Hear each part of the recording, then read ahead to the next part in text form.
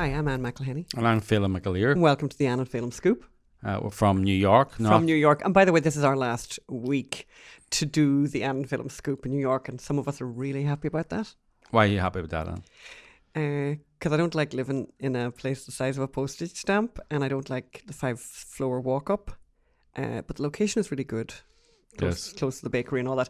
But yes, no, and also we've had some very long days, and we'll be happy to get out of the courtroom and all of that. So let's start with a rundown of today's program. We're going to talk about how the new anti-FBI Lovebirds undercovers. So we had the left attacking it. Now the never-Trumpers are attacking it, interestingly. A strange bedfellows, as someone might say. Yes. Then we want to congratulate Bernie on running away with the Democratic nomination and look at similarities between his run and Trump's run and how the elites on both parties. It's a very, very interesting phenomenon, actually. It has many echoes with... Very fascinating. And by the way, reflected, by the number of people who are watching the debates on the Democratic side. Including us. Massive crowds. Let's talk about that. We're also going to talk about children's literature gone woke. We're going to talk climate news. Bloomberg makes an appearance there. We're going to talk about climate and knitting. We're going to bring you the art scene from New York, from our little part of New York. And instead of Crazy California, we're going to bring you Not Crazy California. So we're going to look at the movie The Hunt. Which luckily now has been revived. I know a lot of people out there are thinking The Hunt is an anti-conservative, anti-deplorable. But I urge you to think again, and I'll be talking about that later on. So... You want to start by talking about what's happened with the FBI Lovebirds and the reaction to that? Do you remember last week we told you about the reaction by the lefties? The Daily Kos wants protests. It's the lowest of the low for CPAC.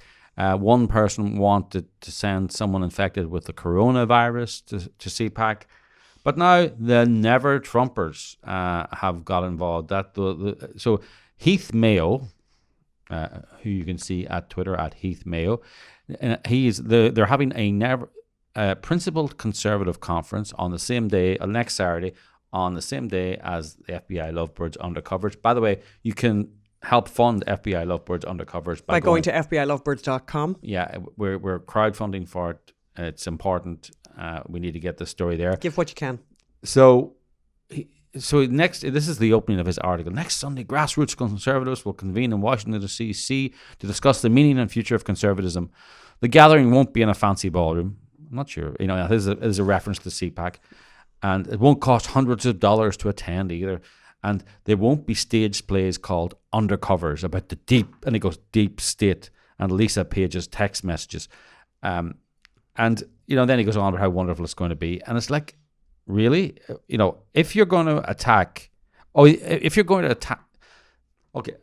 then Jonah Goldberg, who's another never-Trumper, CPAC tweeted out about it, and Goldberg writes in, why? So, these are the two big never-Trumpers. And, if you're going to attack a play, get its name right. It's not Undercovers. Yeah. It's FBI Lovebirds Undercovers. Yes. And, why would you put deep state in inverted commas? Maybe that's fair enough. But, let's have a look at what they were doing. And let's have a look at let's have a look. So, it seems for these never-Trumpers, the clear red line between them and the fascism is a play. This is the new thing. If you support FBI Lovebirds undercovers, then you are a fascist. And I've got to put my headphones on. Putting my headphones on now. Go ahead. And, this is a play, by the way, that exposes the biggest intelligence scandal for decades. And in fact, as I'm sitting here, I'm struggling to think of a bigger intelligence scandal. Yeah. Maybe the handing over of the nuclear secrets to Russia in the 40s or 50s. But let's remember, right? Peter Strzok and Lisa Page, senior FBI operatives, were at the center of using fake opposition research. So it was not only was it fake, but it was research paid for by a political party. And they used that to obtain warrants to spy on a presidential campaign of a candidate they did not want to win. Yeah.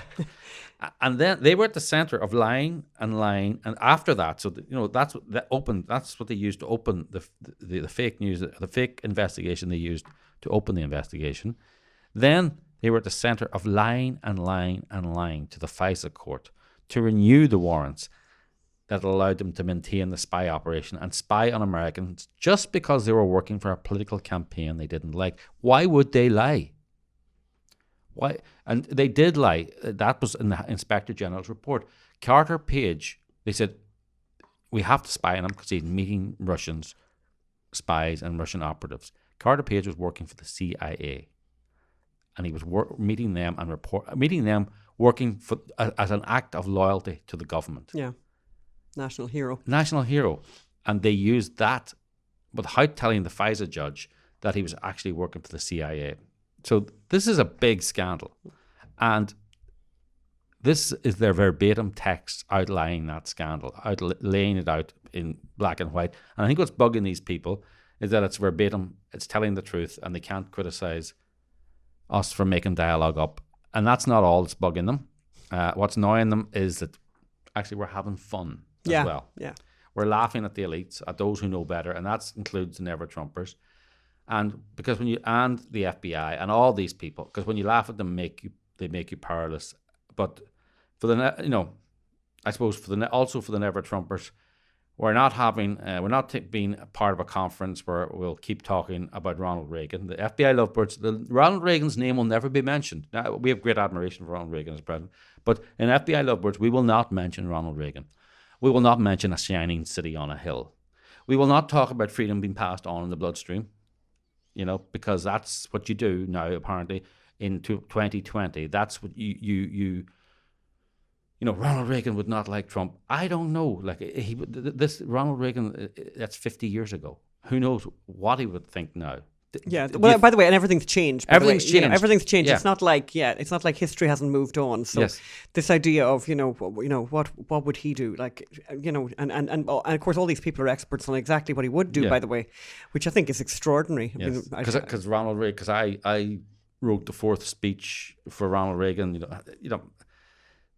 So these are, and we're not publishing a white paper, right?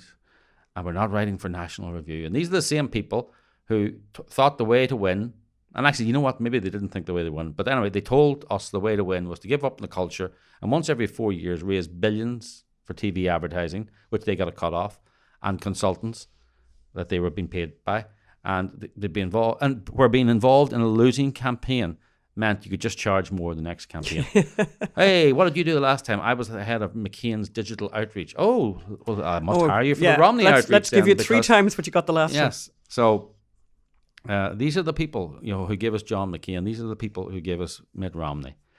So we try and create something cultural. I write a play. Everyone who has seen it says it's hilarious. Everyone. Yeah. It was a riot. It really was. Yeah. It's like a pantomime. And we'll play the trailer, actually, a bit of the trailer at the end of this. And even leftist Vice News got it, actually. So, hey, never Trumpers, what would you like to do? Be at a principled conservative conference, or be somewhere and be part of something where, at CPAC, where leftist Vice News described FBI Lovebirds Undercover as edgy and, quote, the most dangerous play in Washington, D.C. Dangerous. There's a word. Dangerous. Wouldn't you like to be dangerous? Wouldn't you like to be dangerous against leftists? Wouldn't you? Maybe not. Maybe you're, John Nolte from Breitbart just tears this to pieces in a different context. I'm going to read some of that at the end. But remember that word dangerous, It's good to be dangerous. I like being a danger to bad ideas and bad people. So, and don't forget, liberals understand this. There's a reason they walked out of my productions of Ferguson. 9 of the actors walked out. There's a reason when we put FBI Lovebirds on in DC, the Mead Theatre cancelled the booking 10 days before the event. They don't like this because they know it's dangerous. They know it's effective. It wouldn't be dangerous if it wasn't effective. So they want to destroy this. So John Nolte has written a brilliant piece in Breitbart about how the rise of Bernie Sanders has destroyed the never Trumpers, because they were going to be in a great position. They thought, we think we could vote for Pete Buttigieg, we could vote for Elizabeth Warren, maybe, and we definitely wouldn't vote for Trump. And now they're faced with this choice: do you vote for the socialist or the fascist? You know, do you vote for the socialist or Trump? And it's like, you know, they're going to tell their people to vote for a socialist. So they've lost all their power. They're going to be, and as John says, they were so, never-Trumpers are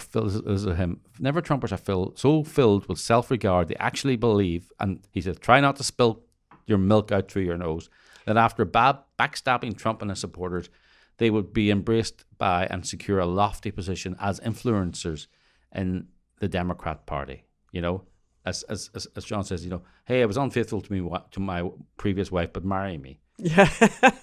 You know? Yeah. So they have a choice. I'll leave it to John to sign off. He says, but never-Trumpers are not decent people. He's talking the choice between a socialist and Donald Trump. Never-Trumpers are not decent people. All that matters to them is media money and cable news fame. And these mercenary grifters know their grift as house-trained conservatives. What a great phrase. Fated by the corporate media, ends the moment they choose Trump over anyone, including Jurassic communists. This is the problem. The moment they say we actually now think Trump is a better choice, they will never be in MSNBC again. They will never be on CNN again. They'll never be doing op-eds in the Washington Post. They're gone. And the conservatives won't trust them, and the liberals don't want them because their use is gone. So go to FBI.lovebirds.com. Give what you can to make sure that the never-Trumpers are unhappy. Here's a short clip.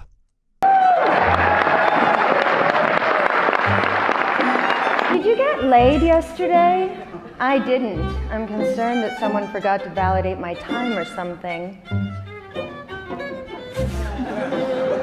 Oh, that's funny. Paid, not laid. There's no way he gets elected, Dash. But I'm afraid we can't take that risk. It's like an insurance policy.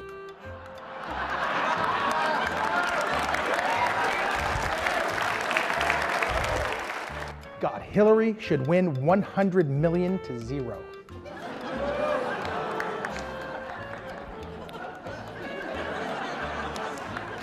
Just went to a Southern Virginia Walmart. I could smell the Trump support. Vomit. Vomit. Vomit, vomit, vomit. Please don't ever text me again.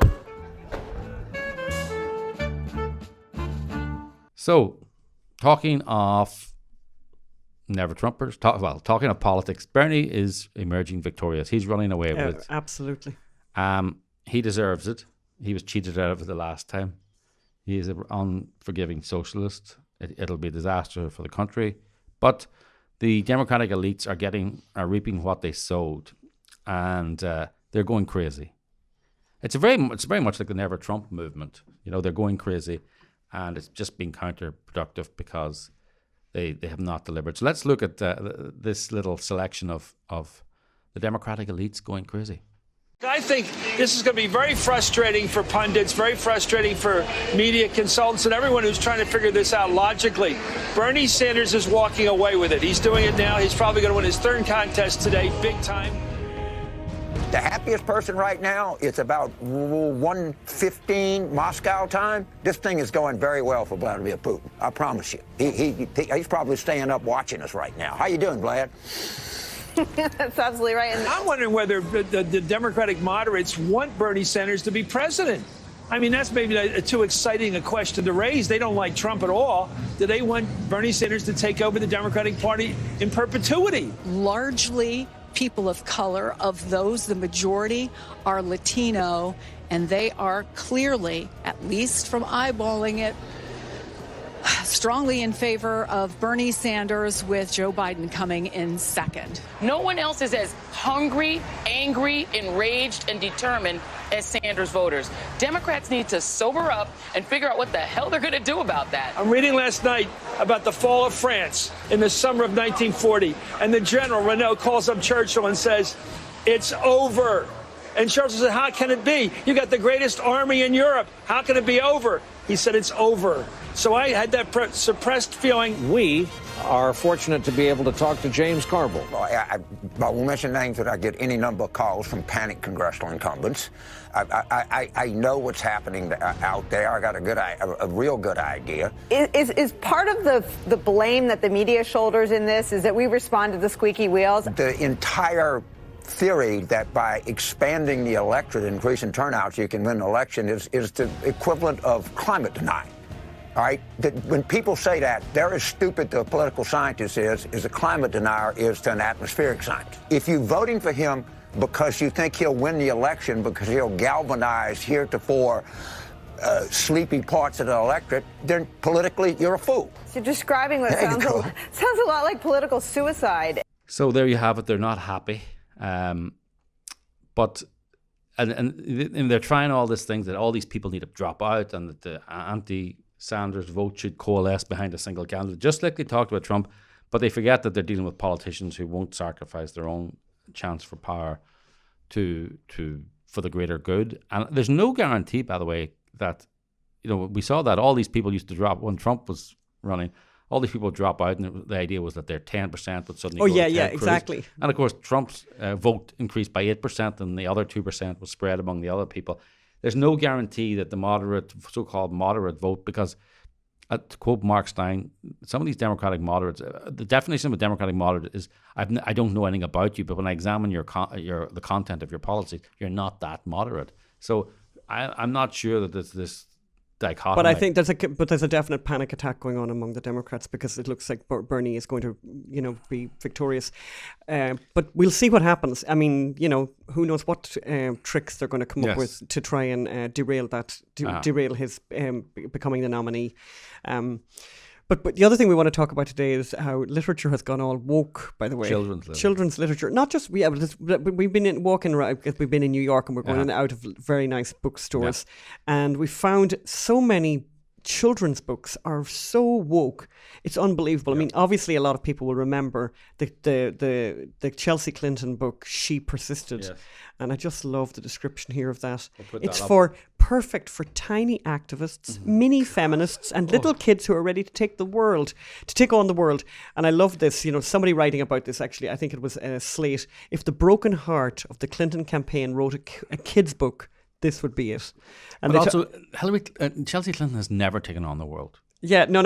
By the way, that's obviously that's the bit I love this. Let me just read this because I think it's fantastic. Chelsea Clinton spent her adulthood weaving in and out of the family business. The family business, by the way, Yeah. But even when she has dabbled in politics, her positions as first kid, as Jack Schiffer observed in February 2016, allowed her to hover above the fray, untouched by partisan squabbles and almost off limits to the press.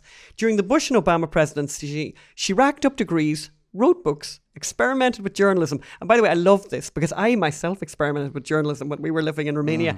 But when she experimented with journalism, do you know how much she got paid to do her experimenting with journalism for NBC? She should have started as an intern. $600,000. $600,000 to do her experimenting with journalism, and started a family. But come on, like you remember, everyone out there, I'm sure you remember those stunning Chelsea Clinton pieces on NBC. I mean, they just they last for the ages. Yeah, they last forever. Yeah, they're extraordinary. So let's look at what other books are out there. Well, there are other books as well. I mean, I just this last week, there's a book called Jane Against the World, and I love the title. In the children's book section of the New York Times this past weekend, they have "How do you explain the history of reproductive rights to teenagers?" By the way, it's a good question. Instead of reproductive rights, they should just replace the word that they're actually talking about, which is abortion. How do you explain, basically, how do you explain abortion to teenagers? How do you explain abortion to children, because it's actually a bit close to the bone for children, actually. Yes. You know what I mean? It might be a little bit different. Yes. It's like, well, you may not have existed, actually. Yes. I exercise my reproductive rights a bit too graphically. Yeah. But we just kind of, I think what we're kind of trying to highlight here, actually, and we're just going to show some of the kind of books that we've seen in bookstores recently. For children. There's ones like, about, don't let the dinosaurs not exist anymore. Yeah. And then the book of the gutsy women and things like I'm an activist, for 3-year-olds. That's right. and the undefeated. I mean, we're just looking at some of those. And then The President Sang Amazing Grace, Yes, that's a child's book. As a child's book. But I love this. Obama. But then we're looking at this other section of books, which I just thought was great, which, what is the World Cup? What is NASA? What was the San Francisco who was Walt Disney? But in between all of that is, who is Michelle Obama? And it's like, really? And who is Gloria Steinem? But by the way, who is Michelle Obama? She was married to somebody famous. Is that not who she was? But then there's who is Gloria Steinem. So they put in all these books about the World Cup and Walt Disney, and then they sneak in a political book to indoctrinate you in politics. And you know what? It's fine to indoctrinate people. People should understand politics, especially children. But why don't they put in who was Ronald Reagan? Yeah, no, exactly. And then they have 40 inspiring icons. You see the cover of that Who was book. behind slavery? What about that? Which political party was behind slavery and which political party fought to end it? We may have to write that book ourselves, Phelim. And then People of Peace. I love that one. Do you see the illustration at the front of that book, Yes. And so you have People of Peace, and obviously you have Obama there, who won the Nobel Peace Prize. We're not sure why, but he did anyway.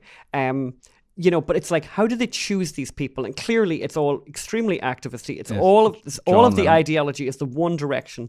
Suffragettes, the battle for equality. But it's just, and this is something people need to know, that this is happening in children's books, and I don't think conservatives know that. I don't think they take it seriously enough. And we were recently interviewed by Eric Metaxas. Yes.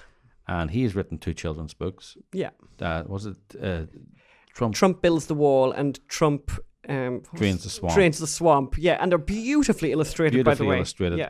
But he's having trouble, getting them out there. He's having trouble getting the media, even the conservative media, to featureism.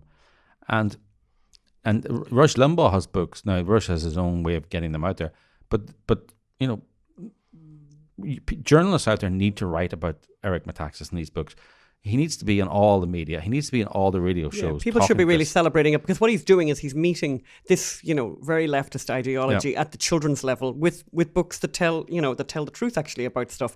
But just we're kind of surveying these books, and I said that the recent I just read Wired had an article called the newest literary genre. So they've got an actual literary genre called Doomer Lit, and a subsection of that, by the way, or I suppose they're like Venn diagrams, is Clee-lit. I wasn't saying that correctly. Clee-lit. So as in climate literature, and of course it's not nothing good about the climate. Yes, obviously, it's all disaster. The hottest new literary genre is Doomer Lit. Stories about climate disaster have entertained us for years. Yeah, okay. Now they're getting, but this is interesting. Now they're getting more unforgiving and dire. A growing body of work takes seriously the idea that the catastrophe is our fate, and despondency a rational response. We've started to see many more books addressing the issue of climate change that don't feel like science fiction at all. Whatever. But basically, and they wonder why young teenage girls are killing themselves. Yeah, they wonder why people are depressed. Self-harming. Yeah, that basically that the books now, the Doomer books are. We're all finished. There's no hope. We're all going to die. So tell me about it. Let's go do the cookery section. Yeah, and so in the cookery section, then we noticed in the New York Times. I just love this. A feminist cookbook. We're putting up the cover of it there. A feminist cookbook meant to inspire fuels outrage instead. So the cookbook was called Rage Baking. So these 2 authors decided to create this cookbook called Rage Bakers. It's made me actually think I probably need to produce a cookbook, Phelim. We should produce a cookbook ourselves. But anyway, what would it be called? That's what I would have to think about that. Angry white people, something like that, or deplorable cooking, or something like that. The last thing Kathy Gunst and Catherine Alford expected when they published their cookbook Rage Baking was that the rage would be directed at them. So what happened here was. I'm going to actually. We started hearing from a lot of women we didn't know who said, "You stole, you plagiarized." Miss Alford said, "We were quite caught off guard." So the book, which is subtitled "The Transformative Power of Flour, Fury, and Women's Voices," was meant to celebrate anger and activism. You know the way you celebrate anger and activism. I'm always at that. And we're always at that at home. In the kitchen. While it may... Christmas and anger and activism just go together. Quite the combination. While it may do that, it also ignited a conversation on social media about race, appropriation, feminism and marketing. Shortly after Rage Baking was published on February the 4th, the Brooklyn performance artist Tangerine Jones wrote a pointed post on Medium taking Miss Gunst and Miss Alford to task.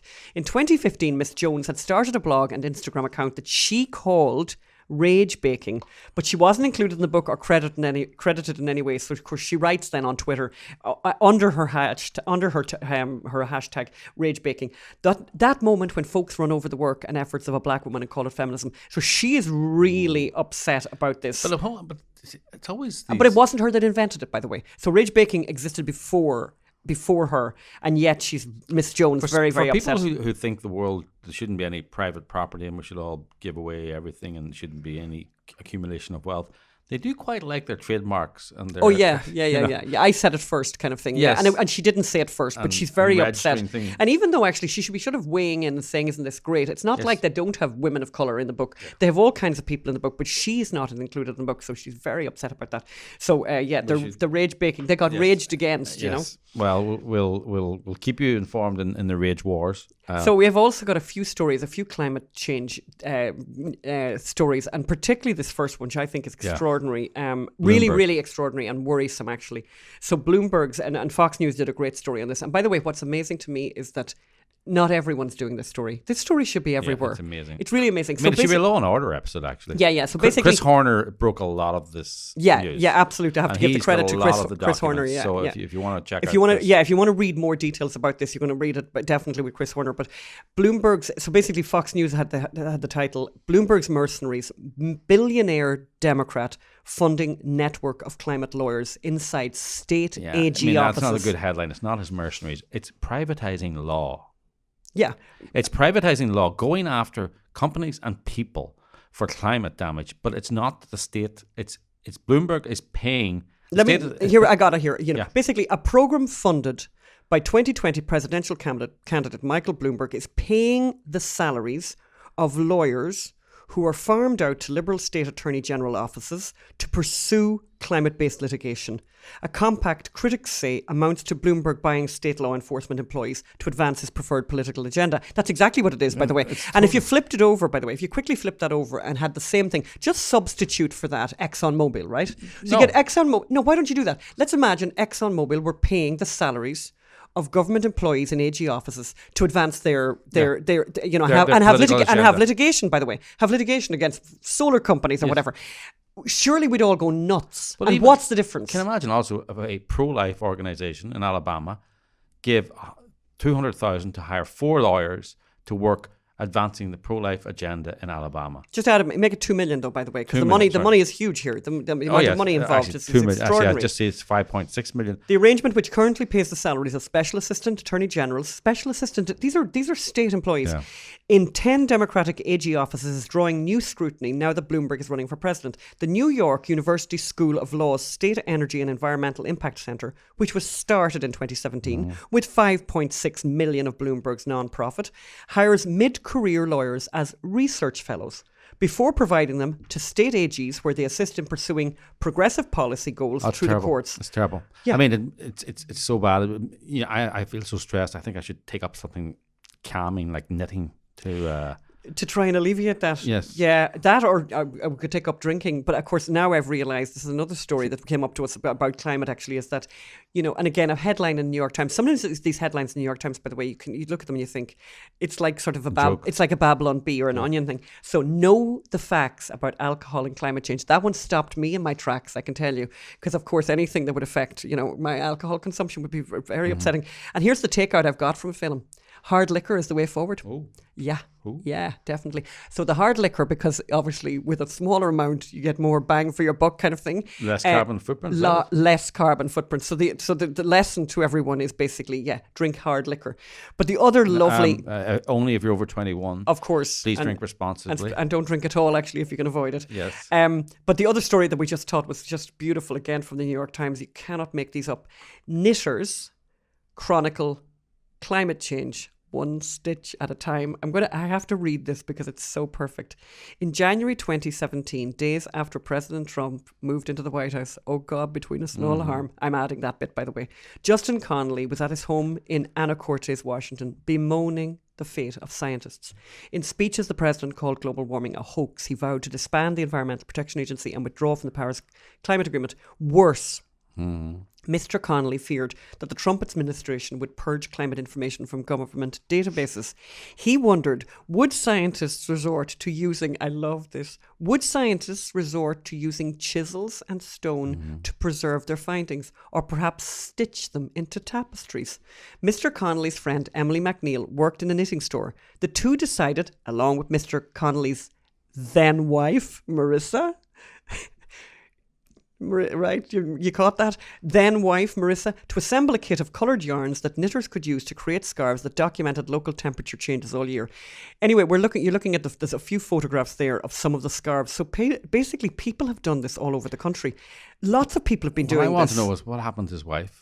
We don't know what happened to the wife, but I think you made the point when I read this to you this morning. You made the great point was he maybe should have spent less time knitting scarves than concentrating on saving his marriage, knitting together the fabric of his relationship. And obviously the way they've written it in the New York Times, one gets the impression that he may have spent a little bit too much time with Emily McNeil, knitting, who worked at the knitting store. They were a bit of plain and a bit of purling. There was a plain and purling going on. I don't know. It's very hard to know. But basically, we're looking at some of these. I'll tell you what needles were clashing. I'll tell you what I think is amazing about this, and you can see lots of photographs there from the New York Times. This is a huge story. That actually, next week, there's a whole set of stories about how knitting got political after Trump became elected. But we'll talk about those next week.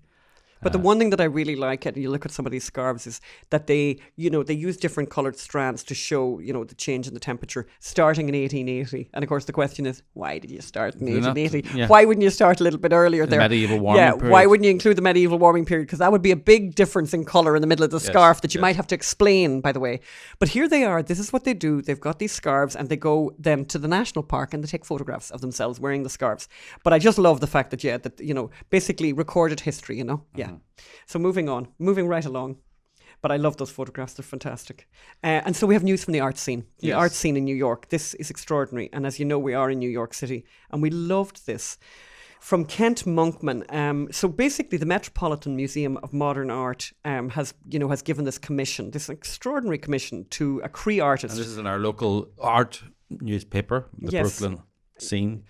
So here's what the Brooklyn Rail, which is a local art scene magazine, kind of described this. It may be that history, as Winston Churchill said, is written by the victors, but a deep satisfaction can be had for those who redraft it. Yes. Cree artist Kent Monkman does just that for the Metropolitan Museum of Art's inaugural Great Hall Commission. His installation, Wooden Boat People 2019, consists of two large-scale narrative paintings, each measuring 11 by 22 feet, for which the artist borrowed content and technique from the museum's extensive collection of Euro-American 19th century painting. So we're putting up these pictures right now for people to look at. So everyone is now changed to be a minority, a lesbian, a gay. So looking at this one, first of all, welcoming the newcomers. So if you look at welcoming the newcomers, which you're looking at the screen now, the artist envisions a rocky point of land strewn with flowers and surrounded by choppy seas. A storm seems to have just abated and the sun shines through layers of grey clouds. In the distance, migrating Europeans cling to an overturned boat.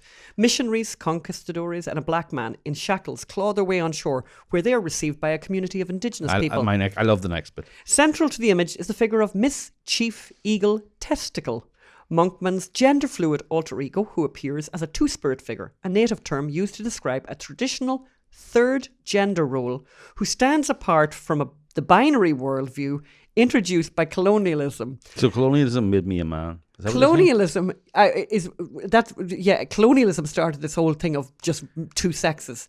Before that, it was all kind of the gender fluidity going on in the indigenous population that we didn't know about. Clad in a sheer scarlet wrap and a pair of mile-high Louboutin heels, she extends a hospitable arm to the approaching newcomers, a time-travelling avatar from the future. She gazes directly at the viewer with tear-stained eyes, a beam of light caressing her back and face. Yes. Change arrives on Turtle Island.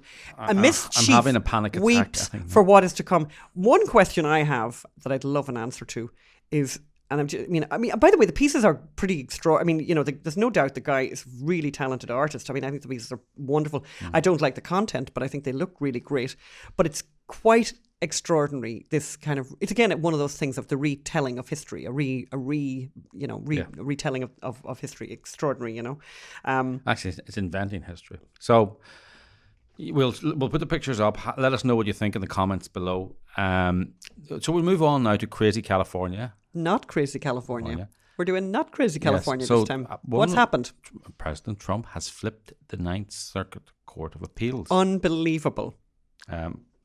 And so the Ninth Circuit was one of the most overturned courts in the land by the Supreme Court. And it was known for crazy decisions and anti-Trump decisions. But Trump has been appointing so many judges that he has shifted the balance of power on the court from liberal to conservative, from Democrat to Republican. Now, actually, interesting enough, there are still more permanent judges on the court who are Democrat appointed, but there's a retired group who still work part-time, and they're overwhelmingly appointed by Republican presidents, and they work a lot. So the chances of a court being now Republican dominated are very, very high. So amazing. Maybe we'll get some sensible decisions. And, anything that Trump tries to do now, the first thing you do is you go to the Ninth Circuit, and with the idea that one single judge will overturn a legal law. And now that is not going to happen. And if it does, it'll be hopefully immediately overturned by I have a question for you, Phelim, because I don't know the answer to this. Will the baby parts case be heard by the Ninth Circuit? And the judge has already been set on that. Okay, the judge has already been set on that. No, the appeal will be heard by them. Yeah. Oh yeah. So this could be a good news potentially for David Daleiden. Yes. And the last thing we want to look at here is we have the movie The Hunt, which originally was supposed to come out last year or the year before, and unfortunately many conservative commenters got very upset, and including the president, by the way, got very upset. I think they are wrong, completely wrong. So there is a long tradition in the cinematic world of movies like The Hunt, right, where people are kidnapped and put on an island or put on a planet and then hunted, always it's always a case where the hunted overturn the predators, and the predators the hunted are smarter than the predators think. That's always it's a genre, and it was quite clear even from the trailer that was the genre, and that was the way it was going to end up. That the hunters look down on these rubes, and then they quickly realize, oh my God, they're smarter and more capable than we thought, and so therefore. I mean, it was all these references to deplorables. It was they obviously kidnapped Trump supporters. And there's kind of elites. There's elites, yes, and then there's kind of who deplorables. Are the liberals, and the deplorables are kind of in this are the kind guys. of they're kind of the plucky underdogs. So I felt bad that Universal had pulled it. I'm really glad they brought it back. We're going to play the trailer now, and we're really looking forward to seeing it. We're going to try and watch it. I've written to Universal to watch it early, so we can do a proper review and tell you about it. And hopefully it'll live up to my expectations and our expectations. But here's the trailer.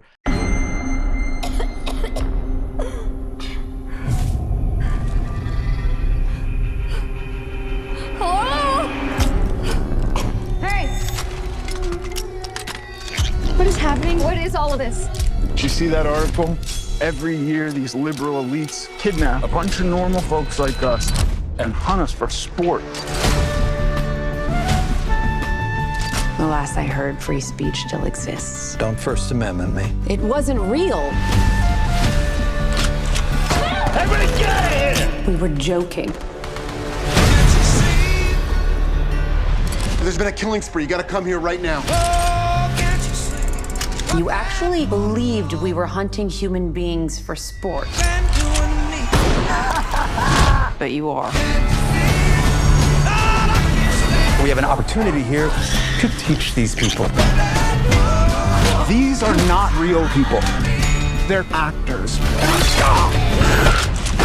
I'm playing an Arab refugee, but I identify as white. I think that's problematic too, in some way. You wanted it to be real, so you decided it was.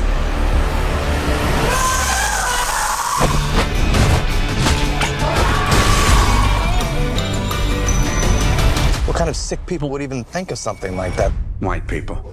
We're the worst. I think it makes conservatives and deplorables look good. Let me know what you think. Please write in the comments below. Thank you, and we'll see you next week. See you next week. Bye. Bye.